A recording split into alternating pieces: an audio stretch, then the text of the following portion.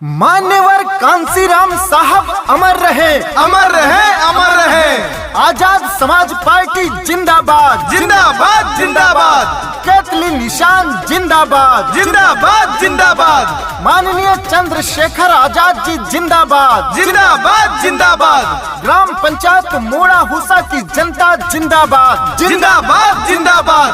प्रधान पद के प्रत्याशी शीर्ष भास्कर पुत्र बुद्धि प्रकाश जी जिंदाबाद, जिंदाबाद, जिंदाबाद।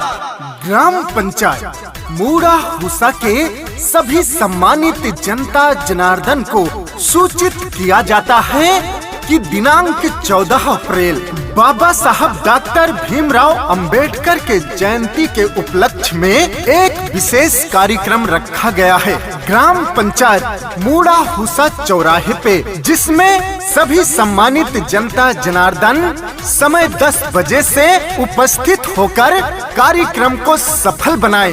निवेदक आपका चहेता, आपका बेटा, प्रधान पद के प्रत्याशी शीर्ष भास्कर पुत्र बुद्धि प्रकाश, उपासना पुत्र बधू बुद्धि प्रकाश जी, ग्राम पंचायत मूड़ा हुसा, ब्लॉक महोली, जिला सीतापुर। गायक अभिषेक सिंह।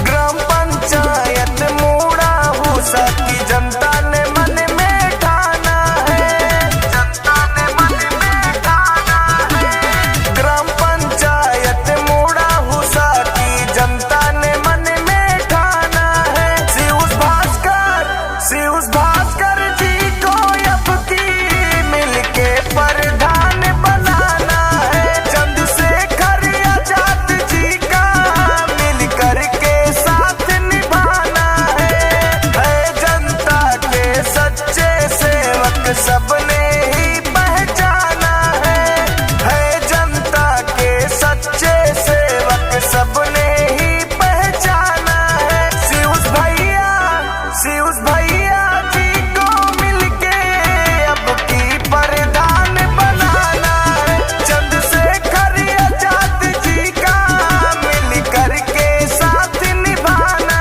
है। आप सभी जनता जनार्दन से निवेदन है कि अपने गांव में तरक्की लाना है, अपने गांव का विकास कराना है, अपने मूड़ा हुसा को जिले में 1 नंबर पर लाना है, तो अब की बार शीर्ष भास्कर पुत्र बुद्धि प्रकाश जी का साथ निभाना है और अपने ग्राम पंचायत मूड़ा हुसा से प्रधान बनाना है और आजाद समाज पार्टी के मुखिया माननीय चंद्रशेखर आजाद जी का सपना सजाना है। अपने शिव भैया सबके चहेता, बहनों के भाई हरिमा के बेटा, बहनों के भाई हरिमा के बेटा। अपने शिव भैया सबके चहेता, बहनों के भाई हरिमा के बेटा, हरिमा के बेटा। सुख दुख में सबके साथ रहे, सबके हित की बात कहे, अब की चुनाव में सब कोई भैया इनका साथ निभाना है।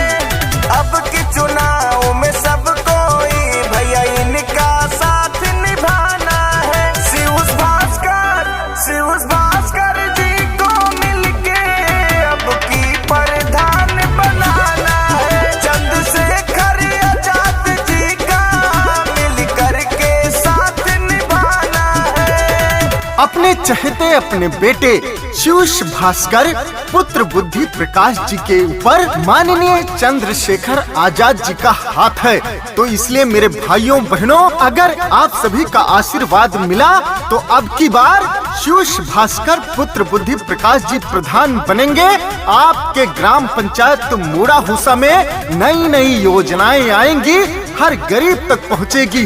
इसलिए मेरे भाइयों बहनों, किसी के लालच, किसी के बहकावे में नहीं आना है। अब की बार शीर्ष भास्कर पुत्र बुद्धि प्रकाश जी को जिताना है, अपना प्रधान बनाना है, माननीय चंद्रशेखर आजाद जी के सपनों को सजाना है। बाजे